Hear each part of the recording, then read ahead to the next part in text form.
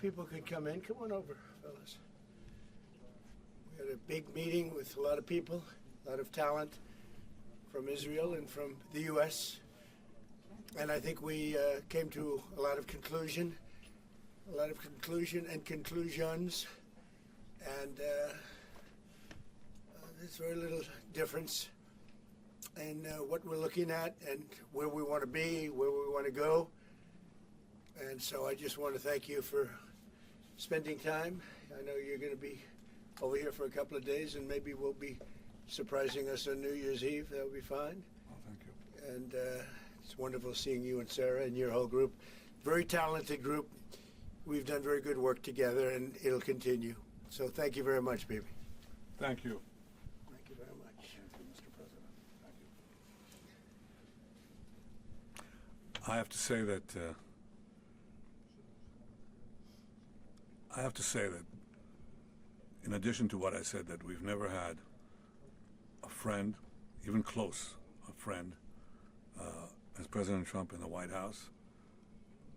I think he's been extraordinary in his friendship and his support for Israel, his principled positions, his willingness to just cut through and get to the essence of things. And I don't say that as a compliment. I just mean it.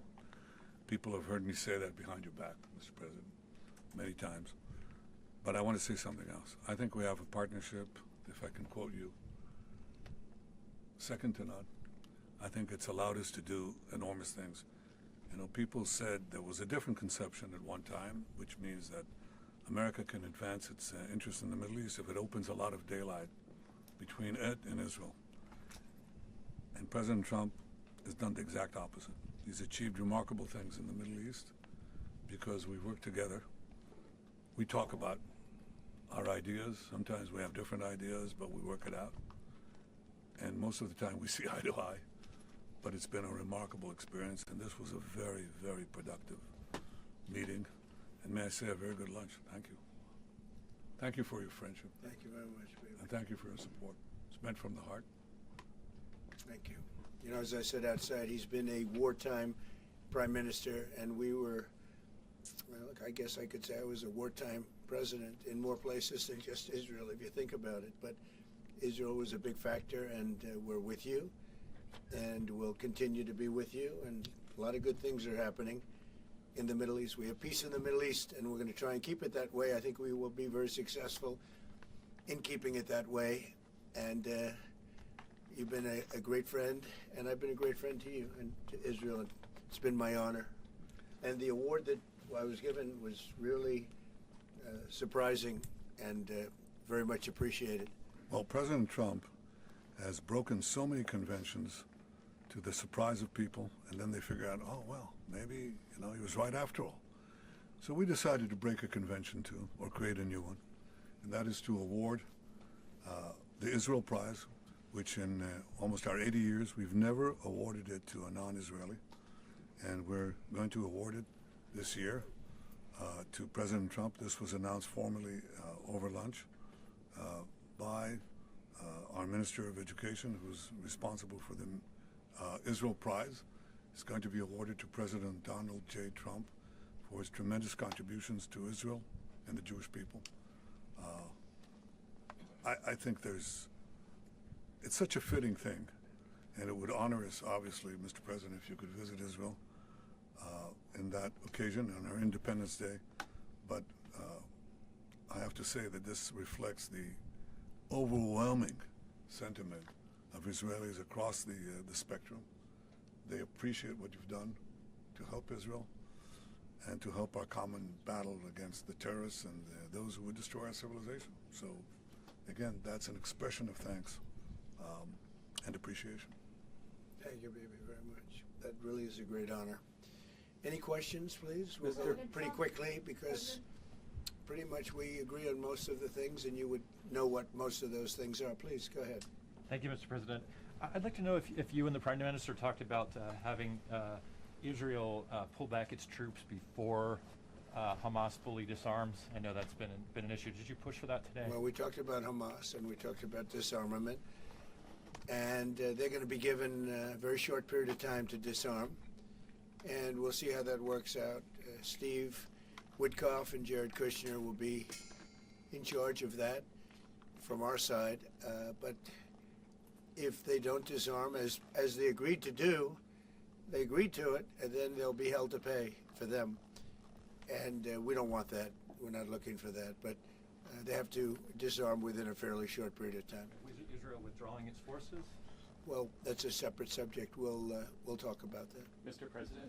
Yes. Mr. President, did you have a message for the Prime Minister about the West Bank? And are you at all concerned that settler violence, Israeli settler violence, could be undermining the peace plan that you Well, we have had a discussion, big discussion, for a long time on the West Bank.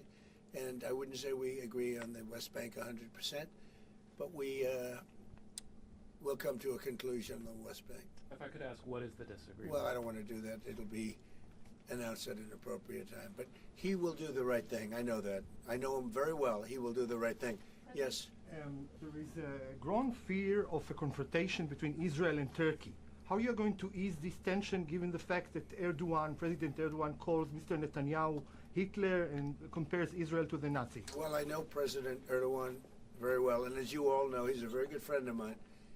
And I believe that, and I do respect him, and Bibi respects him, and they're not going to have a problem. They're not going to have a problem. I know him very well. And you've seen me do things with President Erdogan and Turkey that nobody else could have done. We're not going to have a problem. He's done a fantastic job. I'm with him all the way. I'm with Bibi all the way. Nothing's going to happen. Yes. Mr. President, are you concerned that Israel is not moving quickly enough to phase 2 of the peace plan? Well, I'm not concerned about anything that Israel's doing. I'm concerned about what other people are doing or maybe aren't doing. But I'm not concerned. They've lived up to the plan. They're strong. They're solid. And sometimes they don't understand when somebody violates something that you want to give them a second chance. Well, we'll give them a couple of second chances. But no, Israel's lived up to the plan 100%. Don't forget, we made the plan possible by taking out Iran. And speaking of Iran, I hope they're not trying to build up again, because if they are, we're going to have no choice but very quickly to eradicate that buildup. So I hope Iran is not trying to build up, as I've been reading that they're building up weapons and other things. And if they are, they're not using the sites that we obliterated, but they're using possibly different sites. We know exactly where they're going, what they're doing, and I hope they're not doing it because we don't want to waste the fuel on a B-2. It's a 37-hour trip both ways. I don't want to waste a lot of fuel.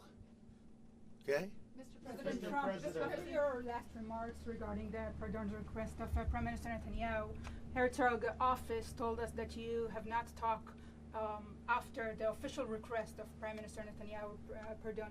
Can you clarify to us, did you talk Which about request are you talking about? with the President Herzog, the Israeli President Herzog? Did you talk with him directly? President Erdogan?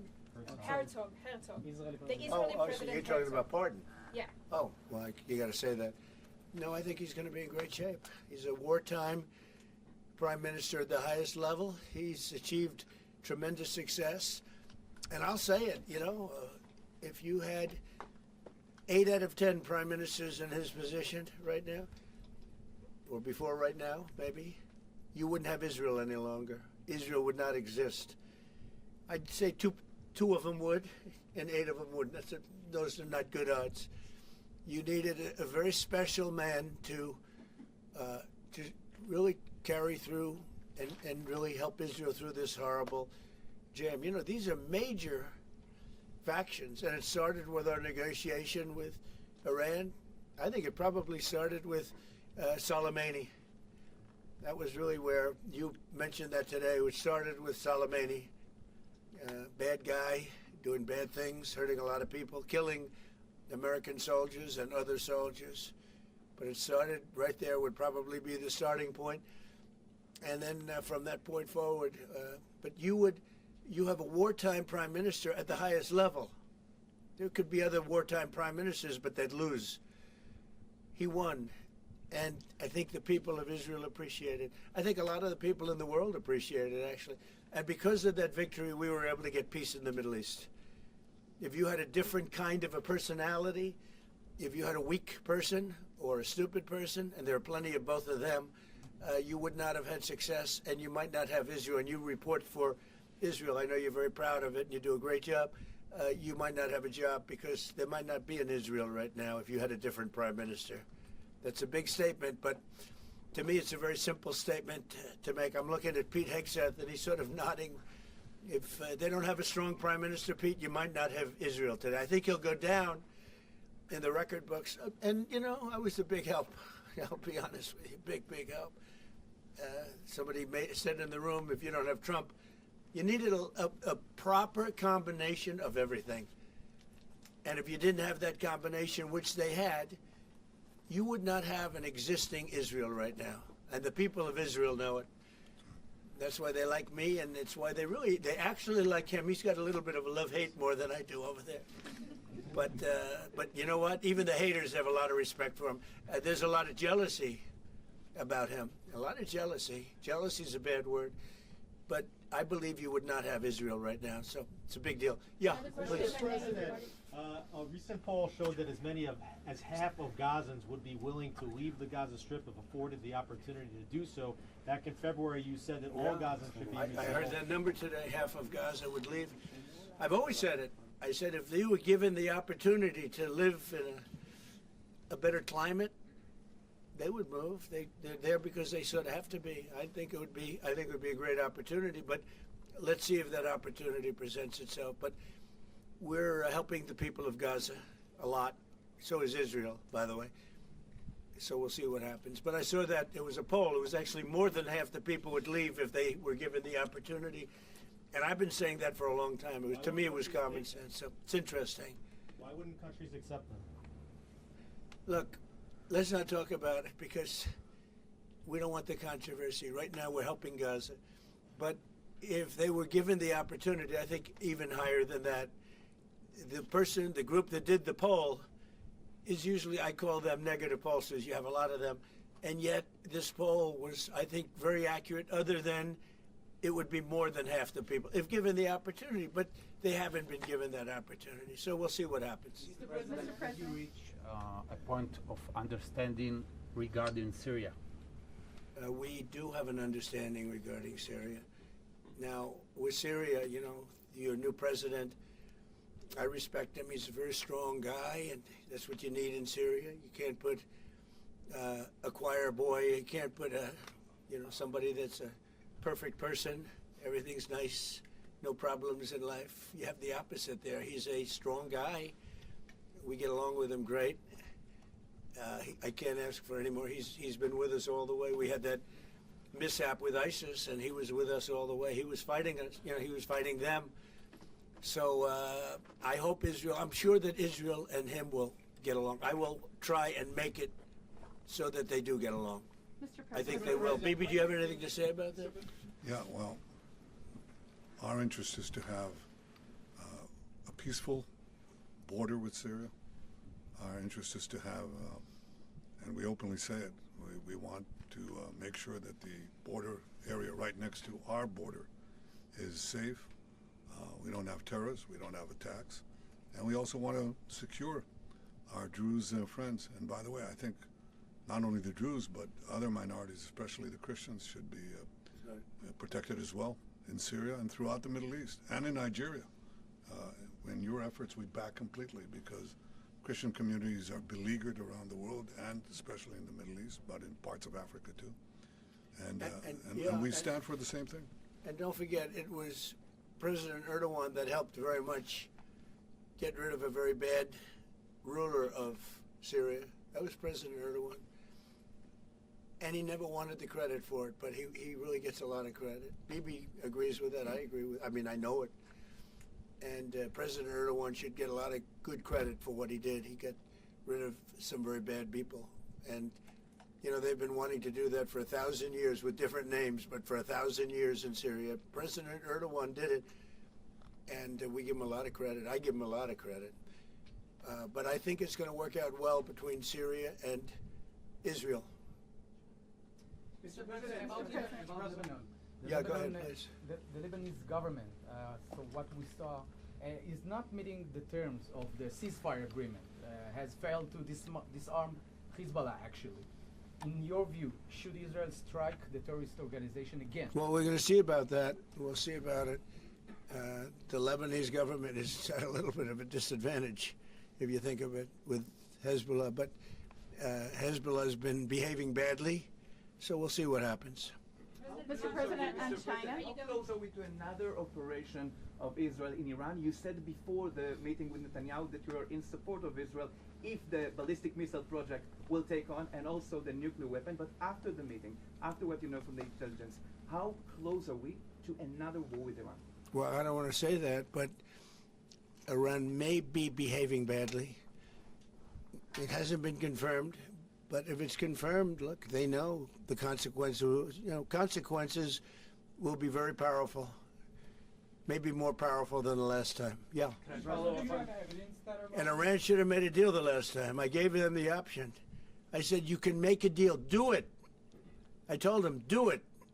And they didn't believe me. Now they believe me. Do you have evidence that Iran is behaving badly, and what do you mean by that? This is just what we hear. But usually, where there's smoke, there's fire. Have you heard the expression? But what do you mean related to the nuclear capabilities? Well, no, I'm hearing that they're not nuclear yet, but maybe nuclear too. The sites were obliterated, but they're looking at other sites. That's what I've heard. They're looking. Intelligence So it'll take a long time. They're not going to go back to where they were, but they have other places they can go. And if they're doing that, they're making a big mistake. Yeah, please. There's no reason for them to do it. Mr. President, is the United States currently open to engaging in bilateral discussions with Tehran? We're hearing reports from numerous countries that there may be some discussions. Is that something you would support, or something that is I would. You would support that? I would, yes. Right now. Thank you, sir. I have been, by the way, before the war, I would support that. I said to him, Bibi, I said, let's negotiate. And they didn't believe what was going to happen would happen. Yes, ma'am. On China, so China's been doing naval exercises basically to test encircling Taiwan. Can you explain to us what your knowledge is of that? What do you think about that? Have you had any discussions with China? Well, I have a great that? relationship with President Xi, and he hasn't told me anything about it. I certainly have seen it, but he hasn't told me anything about it, and I don't believe he's going to be doing it. Does it worry you? No, nothing worries me. But nothing. you said where there's smoke, there's fire, right? So if you're encircled, if you're doing naval exercises and air exercises. Well, I've been doing naval exercises for 20 years in that area. Now people take it a little bit differently, but in fact larger than they're doing right now. So we'll see. But they've been doing that for 20, 25 years. Yeah. Mr. President, if you don't see Hamas disarm in that short amount of time that you're giving them, can you tell us what the next steps would be? It'll be horrible for them. Horrible. Okay. It's going to be really, really bad for them. And I don't want that to happen. But they made an agreement that they were going to disarm. And you couldn't blame Israel. By the way, we have other countries that will come in and do it. They said, let us do it for you if they don't. Countries that were with them wanted the deal to be made, agreed that they would disarm, and now if they say they're going to disarm, that's fine. If they say they're not going to disarm, those same countries will go and wipe them out. They don't even need Israel. You know, we have many countries, 59 countries that are in agreement. This is a real peace in the Middle East. And Hamas is a small part of it, but it's still a part of it. But we have 59 countries that signed on, big countries, countries that are outside of the Middle East, as you know the Middle East. They want to go in and wipe out Hamas. They don't want Israel. They don't need Israel. They want to do it because it's the right thing to do. Because they were for the deal based on the fact that Hamas pledged, they swore that they were going to disarm. Now, if they're not going to disarm, those same countries will wipe out Hamas. Yeah. President Trump, do you think that the PA should be involved the day after in Gaza Strip, even in the near future? And the same question to Prime Minister Netanyahu. Do you see a real opportunity that the PA will be in Gaza? Go ahead, baby. I think President Trump put clearly the conditions of reform that he wants to see in the PA for them to be involved. And I think he put it very clearly, what he wants to see, the kind of real reforms, not just perfunctory reforms or real reforms. Stop pay to slay, change the curriculum in your textbooks, open up, a different society and a different future. If So they it's do not it, in the near future? well, let them. I think it was clear. He put Pretty clear. He put guidelines that were, by the way, in the Trump plan of 2020, and they were put then in the 20 points, and it's up to them. Remember this, if we didn't do what we did to Iran, just to make the subject just slightly different, you wouldn't have peace in the Middle East. You wouldn't have a deal signed in the Middle East. You wouldn't have a deal. Because other Arab nations, which are great people, I know them very well, they're great people, they wouldn't be able to have agreed to peace in the Middle East because you would have had a dark cloud hanging over everything. It wouldn't have been possible. So Iran has been greatly reduced in power, prestige. I don't want to use the word humiliation because, they're trying to build up again. But we can't let them build up because if they build up, there can't be peace in the Middle East. It was a mistake. When they wiped out Iraq and Iran were about the same power. And they fought each other with different names for 1,000 years. And then our country came out and blew up one of those two countries, namely Iraq. And all of a sudden, Iran had the whole Middle East all to itself. But that's not true anymore. That's not true anymore. Can you tell us something about your Say plan? it. Tell us something about your plan to expand Abraham Accords. If you can tell us something about your plan to expand Abraham Accords. Well, the Abraham Accords are a great achievement of Jared and everybody. It was one of the great achievements. They'll be expanded. Countries are already talking about expanding it, and they'll be expanded fairly quickly. Yeah, please. What about Saudi Arabia? Is it still on the table? The normalization? Saudi Arabia is great. We have a great leader, and a friend of mine and a friend of a lot of people. Also an enemy of some people, but those people aren't doing so well. No, Saudi Arabia has been very good as far as I'm concerned. They've done everything that we can ask for. But normalization with Israel is on the They're table? getting along great with Israel. They will. And at some point, they'll sign the Abraham Accords. Mr. President, on the Fed, so one of the big domestic tasks ahead of you is to pick a new chairman for the Fed. Yeah. You've said that you have one favorite, but you're I also do. doing interviews. Still so do. Hasn't changed.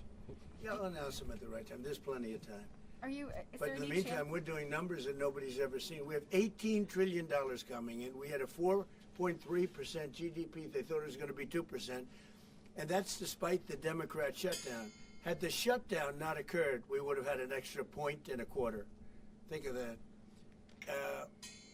We are doing, and also despite the fact that we have a fool at the Federal Reserve. I mean, Biden reappointed him, and it's too bad. You would have thought he wouldn't have done that. But he's an absolute fool who's building a new Federal Reserve, or he's doing a renovation of a building. Maybe he's up to $4.1 billion to do a renovation of a few very small buildings. It's the highest price in the history of construction. He's spending more money than any building has ever spent per square foot on the renovation of, as an example, I'm doing a magnificent, big, beautiful ballroom that the country has wanted, the White House has wanted for 150 years. It's a massive job, and it's a tiny fraction of that number. And we're under budget and ahead of schedule. Now, it's bigger than I told you. After realizing we're going to do the inauguration in that building, it's got all bulletproof glass. It's got all drone, they call it drone-free roof. So drones won't touch it. It's a big, beautiful, safe building.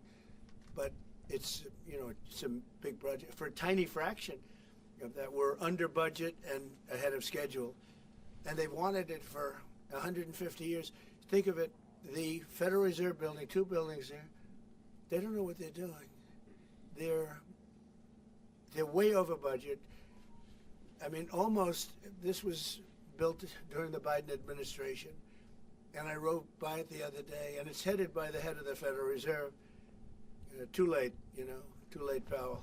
Too late because he's always too late with interest rates, except before the election he was too early because that would have helped. That was supposed to help get her elected. It had no impact. We won all 7 swing states. So what do you But think of but no. We're thinking about bringing a suit against Powell for incompetence. Because think of it, these aren't outstanding buildings. These are small buildings. These are $4 billion more. It's going to end up costing more than $4 billion. $4 billion. It's the highest price of construction. Again, Democrats, highest price of construction per square foot in the history of the world. There's never been. Gorgeous monuments are built for a much smaller price. So we're thinking about bringing a gross incompetence, what's called gross incompetence lawsuit. It's gross incompetence against Powell. And it was his baby. And the guy's just incompetent. I mean, there's nothing you can do about it. He's just a very incompetent man. But we're going to probably bring a lawsuit against him. Thank you all very much. I appreciate it. Bibi, congratulations. Mr. President, when do you expect an announcement then on Powell's replacement? January sometime. And will you ask Jay Powell to resign Well, from he the should board resign. entirely? Be a favor to the nation. But he's come close. I mean, we're getting pretty close. I would fire him. I'd love to fire him, but we're so close. Maybe. But maybe I still might. Will you sell F-35 to Turkey? Say it. Are you Will going sell- to approve a selling of F-35 to the Turkish? We're thinking about it very seriously. And what is What your prevented- reaction We'll be to okay. that? They'll never use it. Thank you, press. I promise. Thank you, press. Thank you, press. Thank you, press. Thank you, everybody. Thank you, press. Never use it. All right, head this way. Okay.